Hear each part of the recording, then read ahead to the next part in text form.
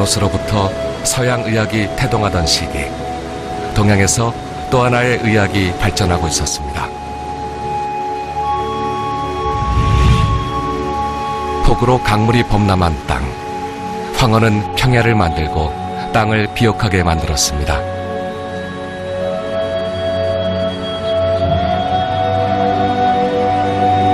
그 황허에서 문명이 피어났고 의학이 시작됐습니다.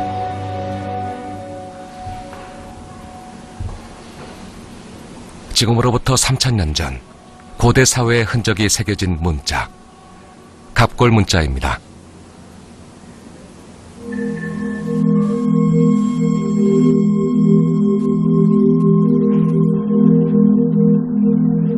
소뼈나 거북 배딱지에 새겨진 갑골 문자는 중국 한자의 기원으로 알려져 있습니다.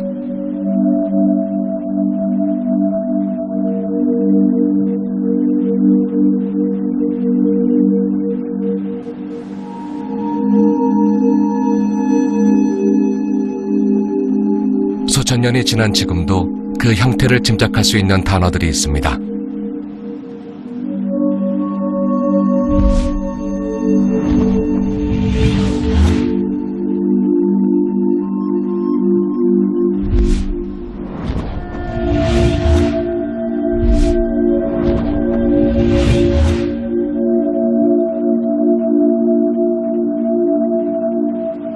그리고 갑골 문자에서 발견한 치유의 흔적.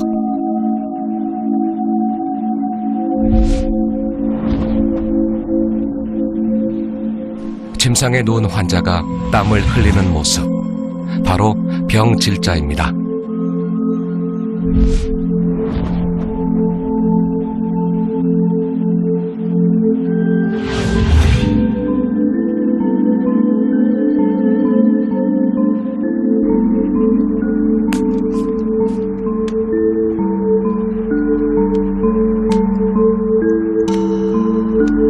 고대의 사람들은 질병을 조상신이나 하늘이 내린 벌이라고 여겼습니다.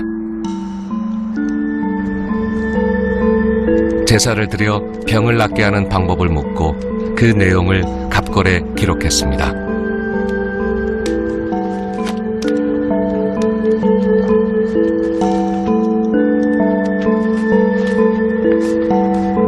갑골 문자에 새겨진 치유의 흔적. 현대의학에서는 그것을 의학이라고 부르지 않습니다.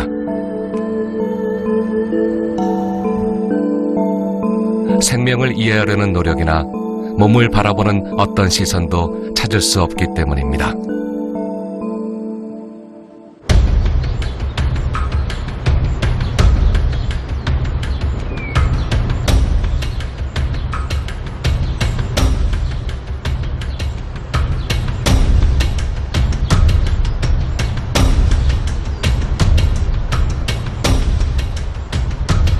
동양에서 우리가 의학이라고 부르는 시선은 그로부터 1000년 후에 등장합니다.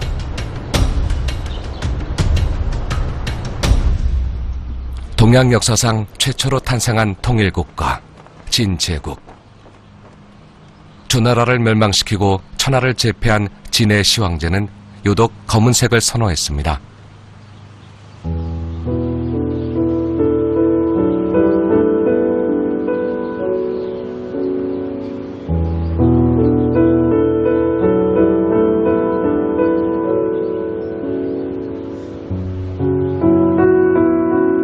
중국 역사서 사기에 따르면 진시황은 검은색을 숭상하도록 법령으로 공포하고 자신도 늘 검은 점포를 둘렀다고 전해집니다.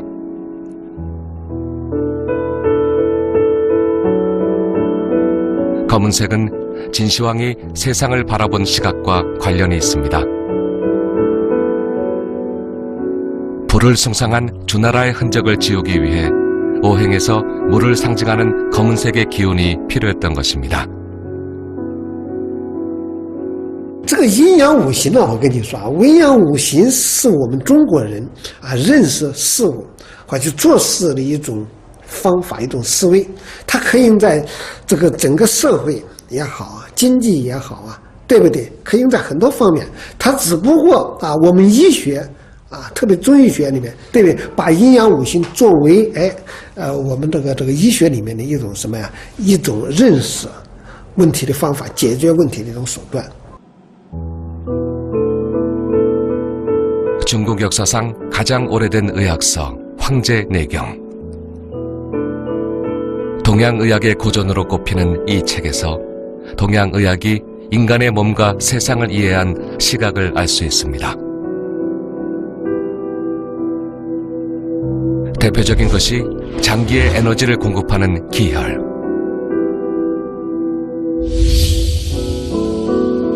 그리고 음양입니다.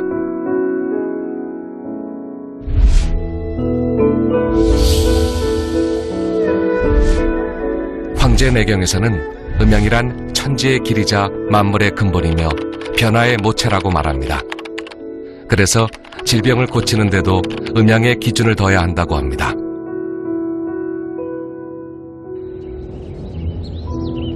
동양에서 음양은 우주를 이루는 상반되는 두 기운을 뜻합니다. 아침이면 해가 떠오르듯 밝고 상승하는 기운이 양에 속합니다. 음과 양은 상극의 관계가 아닙니다. 해가 뜨면 다시 지기 마련이고 한쪽에 빛이 있으면 다른 한쪽은 어둠이 지기 마련이기 때문이죠.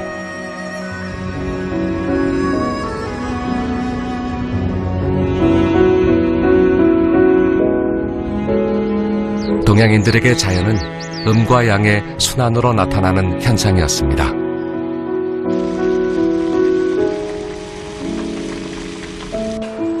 음양은 동양 사회가 세계를 읽고 몸을 이해하는 시각이기도 했습니다.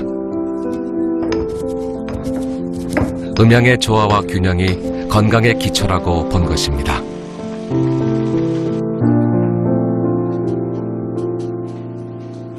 中医治病，他认为人体的疾病发生疾病就是一种什么呀？阴阳不相调节了，不相调节，不能够达到一种平衡。请问阁下是哪里不舒服？最近要恶心呕吐。 중국 후한 시대 의성이라 불린 명의 장종경. 우연의 일치인지 갈레노스와 비슷한 시기를 살았던 그 역시 진맥을 중요하게 여겼습니다. 장종경은 또한 음양에 따라 인체의 균형을 보려고 했습니다. 전혀 접촉이 없었던 고대의 동양과 서양, 인간의 몸을 바라보는 두 의학의 시선은 지금은 상상할 수 없을 만큼 닮아 있었습니다. In a large way, there are many similarities. So the pneuma of the body in Greece could be compared rather well to the qi of the body in China. The five elements of China, or the five phases of China, the Wuxing, can be compared to the four of Greece, of the Greek world.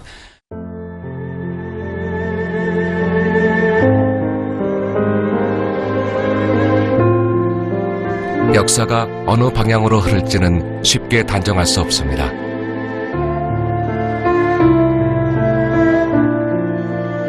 현대의학에서는 상상하기 어려울 정도로 시각이 비슷했던 고대의 동양의학과 서양의학. 두 의학이 전혀 다른 길을 걷게 된 것은 언제부터였을까요?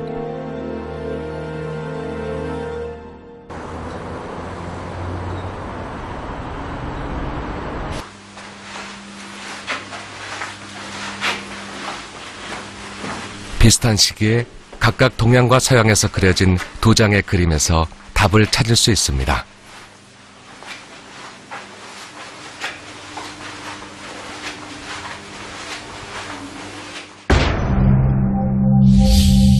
(1575년) 명나라에 이천이라는 사람이 쓴 의학 인문에 실린 장부도. 그런데 장부도에 나타난 장기의 생김새나 위치가 현재 우리가 알고 있는 지식과 전혀 다릅니다.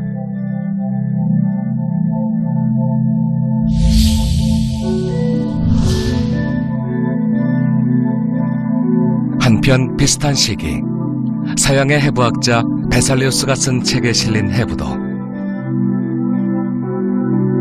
인체를 이루는 골격과 근육을 정밀하고 생생하게 묘사하고 있습니다.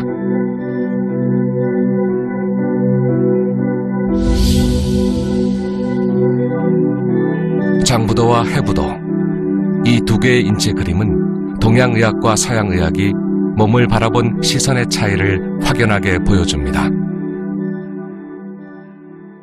西医的话呢是一个基于解剖的这样一种解释而中医的话呢是基于一种生理学的一种功能的解释，而不在于它的一个具体的器官的这种结构是一种功能的。所以说，比如说像肾心都是强调的它的一个功能定位。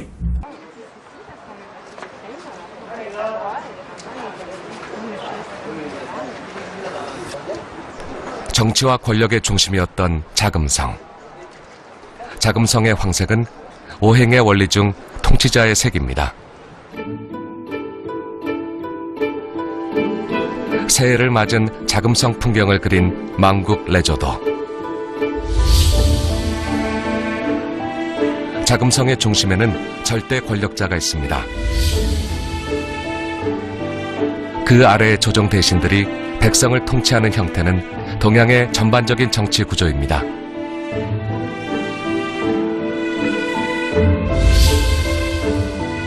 만국 레조도에서는 청나라의 국제적인 위상도 엿볼 수 있습니다. 코끼리를 곡물로 가져온 인도 사신단을 선두로 중국의 조공을 바치러 온 아시아 각 나라의 사신들이 그 뒤를 따르고 있습니다.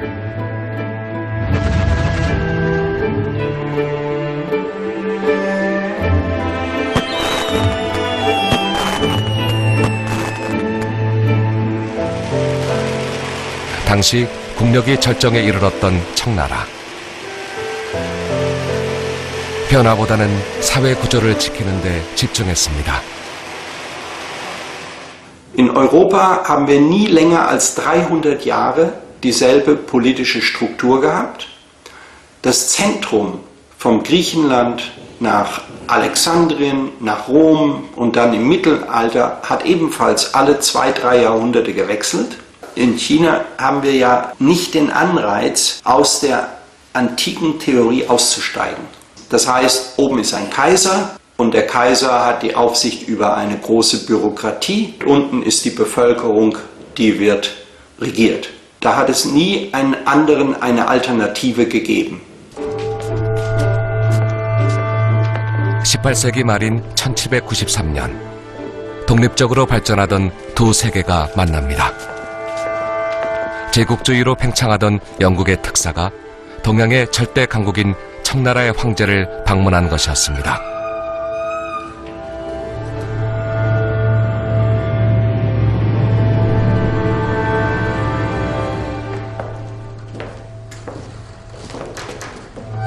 영국 사절단은 황제의 생일을 축하한다는 명목 뒤에 개항이라는 목적을 감추고 있었습니다.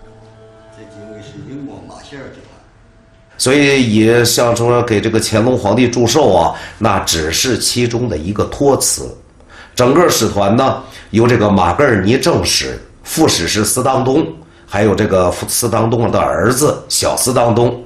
他整个使团的构成呢，由这个政府官员、学者、技师、医生等等方方面面人构成的。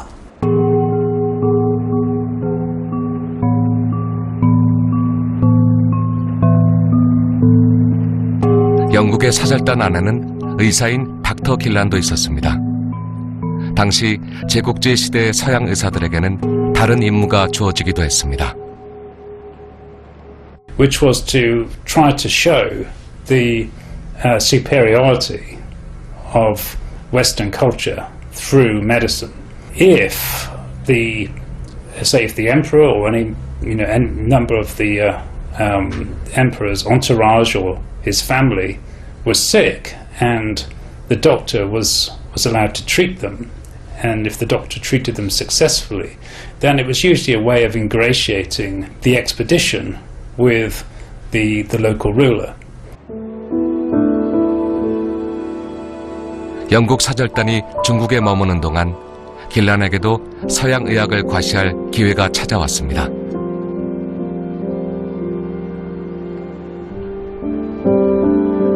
청나라 귀족의 초청을 받아 건강을 살피게 된 것입니다. 기록에 따르면 길란은 진맥을 하면서 중국 의사들과 의견 충돌을 보였습니다. 西方的话呢，可能更多的关注的是脉搏的这种跳动的这种次数啊、强弱呀这样的一种和健康的这种关系可能中国里面可能还会通过脉搏的信息发现更多的这种体内的这样一种脏器出现变化的一些信息18세기 말 중국과 영국은 같은 곳을 보면서 서로 다른 것을 봤습니다.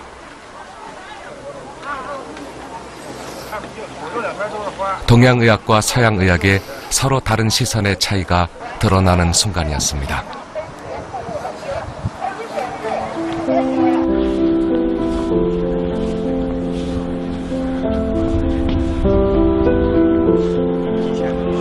(200여 년) 전 청나라 황제의 별궁에서 이루어진 동양과 서양의 만남.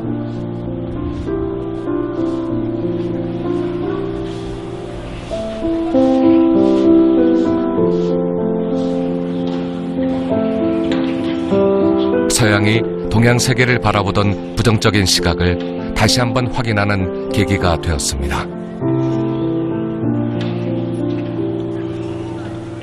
This is seen in some ways to be kind of representative of the stagnation which Europeans think has occurred in Chinese and also many other Asian countries. The idea that these are kind of unchanging cultures which are mired in superstition and ignorance and so on.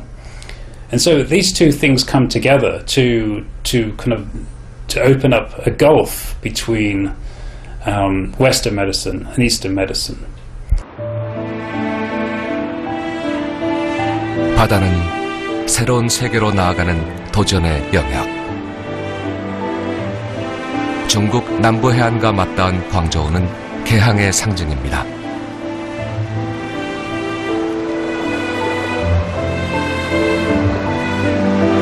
한편으로는 동서양 갈등의 상징이기도 합니다.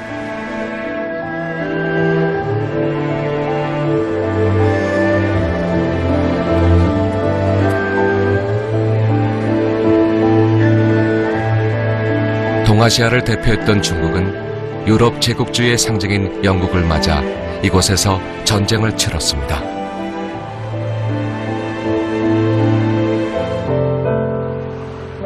광저우는 두 의학의 관계에서도 중요한 의미가 있습니다.